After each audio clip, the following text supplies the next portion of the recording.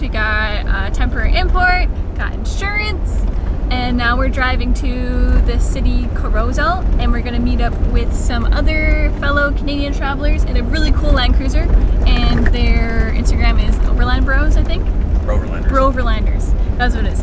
And yeah, we're really excited to see their Land Cruiser and also to meet fellow Canadians traveling, so that'll be fun.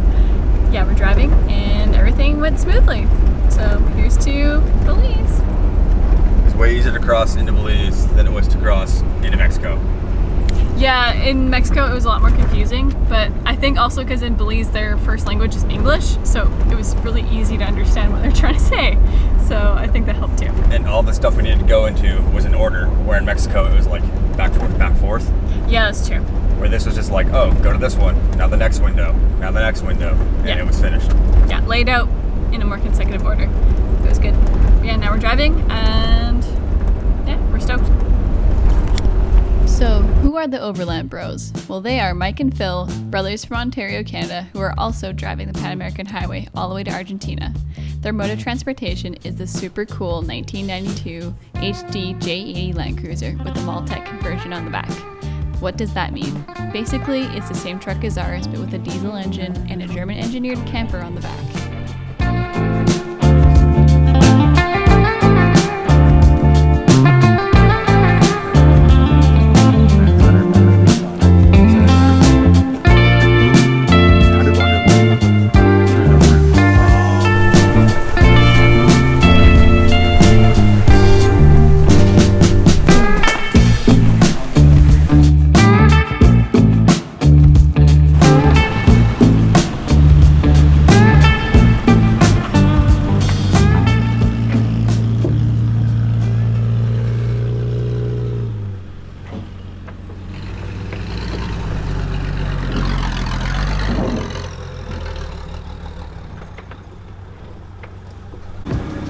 After a night in Corozal, we took to the road with our new friends. We started the day off by crossing a river via a man-powered cable ferry.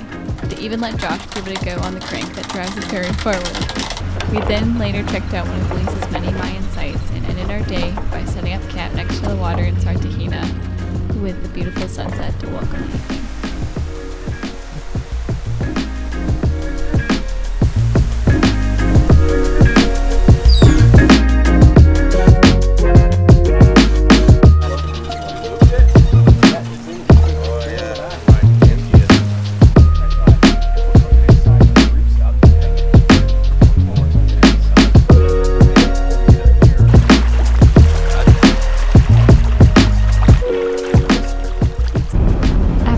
Drove to another camp spot.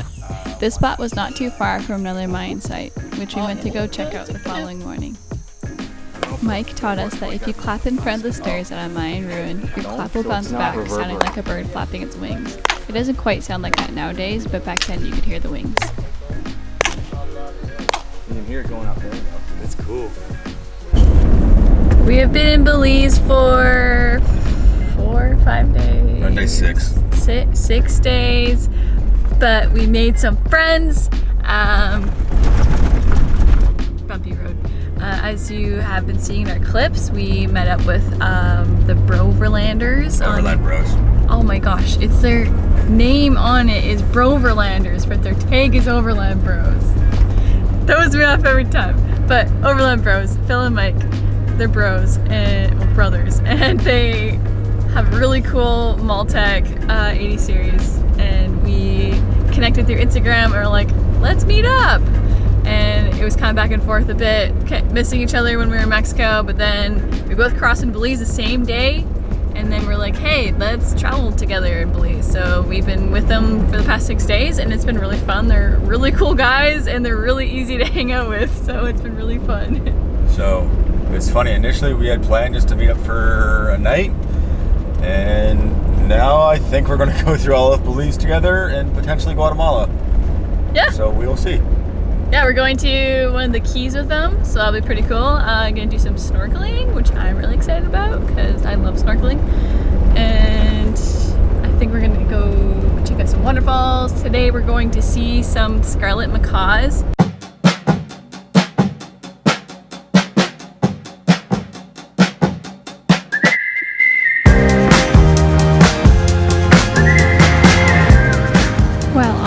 find the Macaws, we ran into some locals that were in need of a tow into town. Mike and Phil jumped in and towed their truck all the way back to their home. After bringing their truck back, we went out to find some lunch.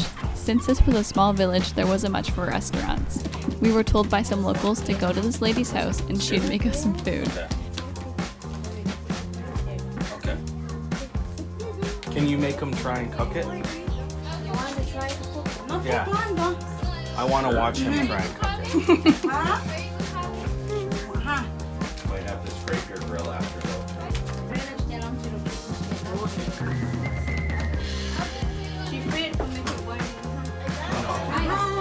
How do I do it? No way, water the special way. Okay. Halfway on your hand. Okay. And then lay it down with much. Okay. See how easy she made that look? Take the plastic off first. Half on your hand. Like that. Little bit more, little less on your hand. Yeah. There you go.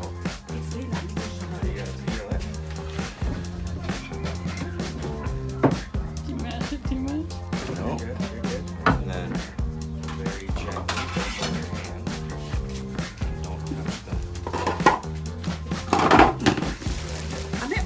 touch In our time visiting with this woman, she taught us how to make tortillas the Mayan way and gave us some tips on where to see some macaws flying that evening.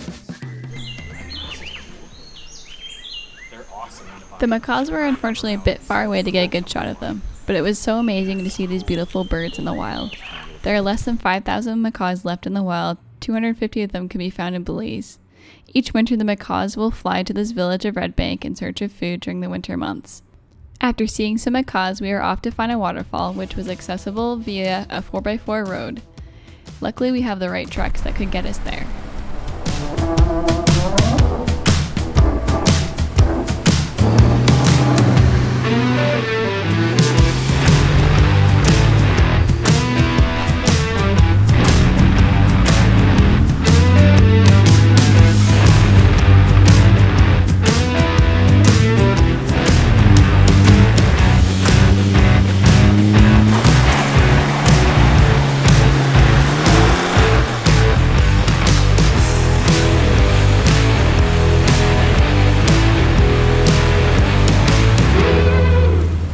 Let's try that one more time.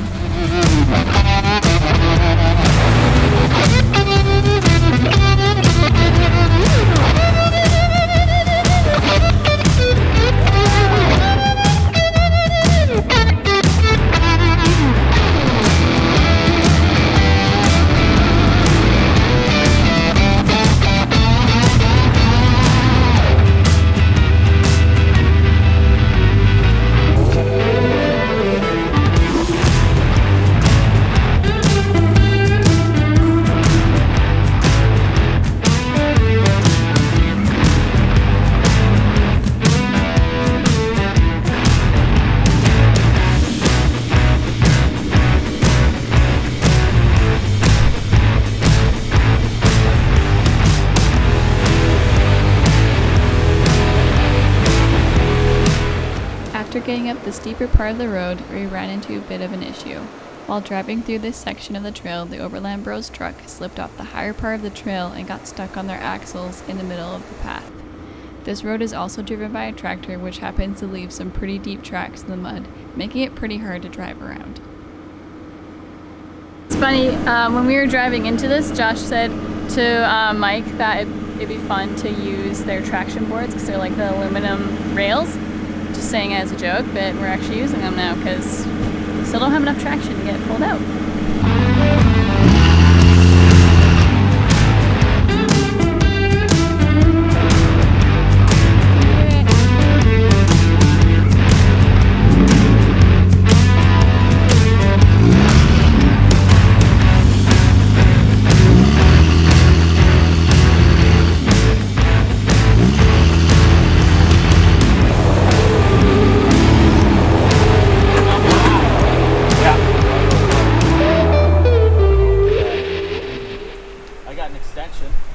We'll start off just going one.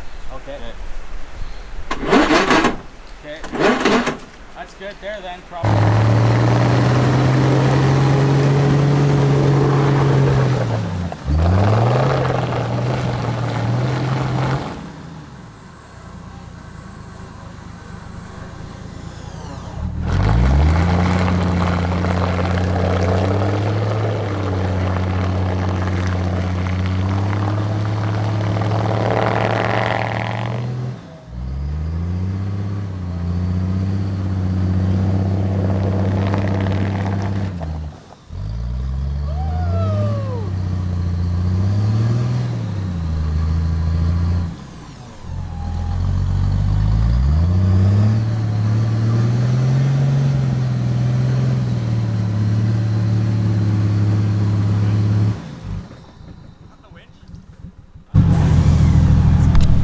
update.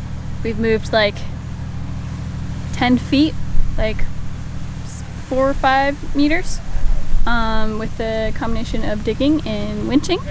But we're getting our practice in right now. You start. You start.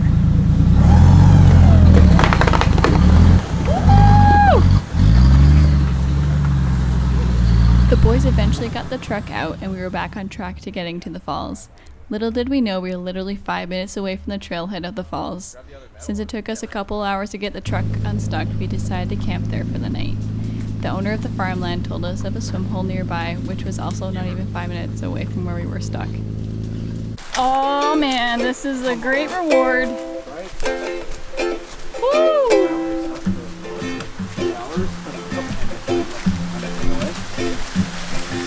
Yeah, this was here the whole time.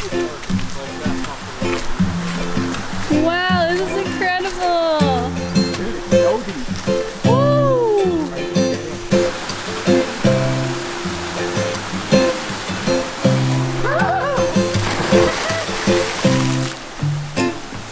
How's that? Oh yeah, baby. Oh.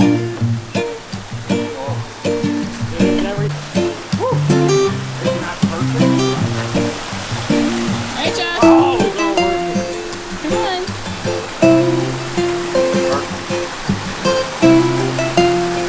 Oh, I'm so quick every time. Did it. You're gonna feel so much better.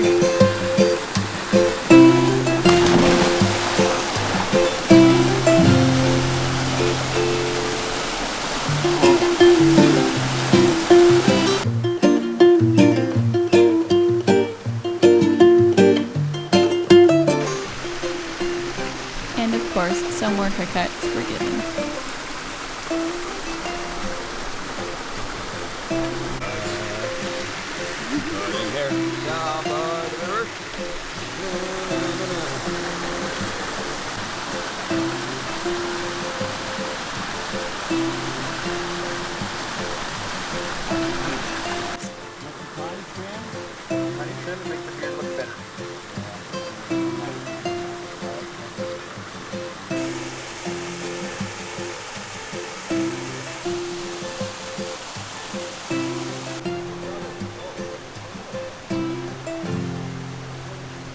The next morning, we got up at the crack of dawn to hike the 45-minute trail to Davis Falls.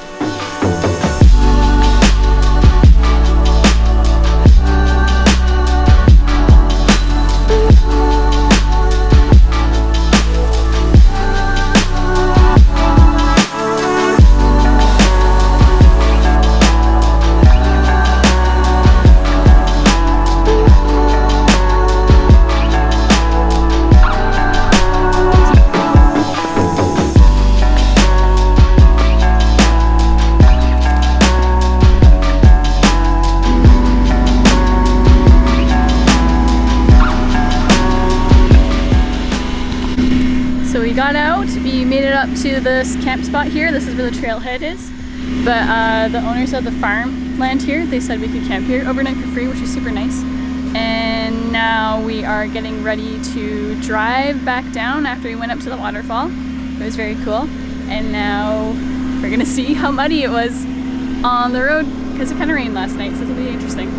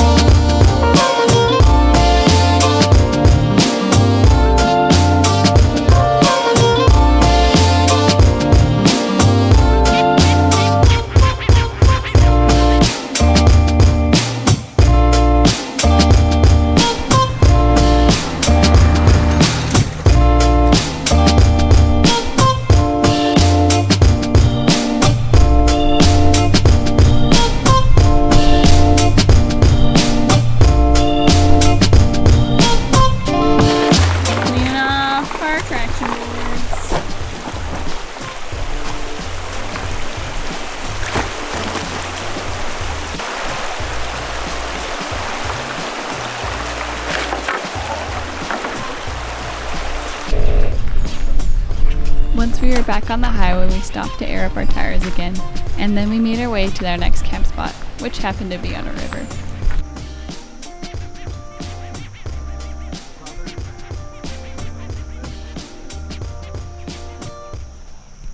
Coming up in our next episode,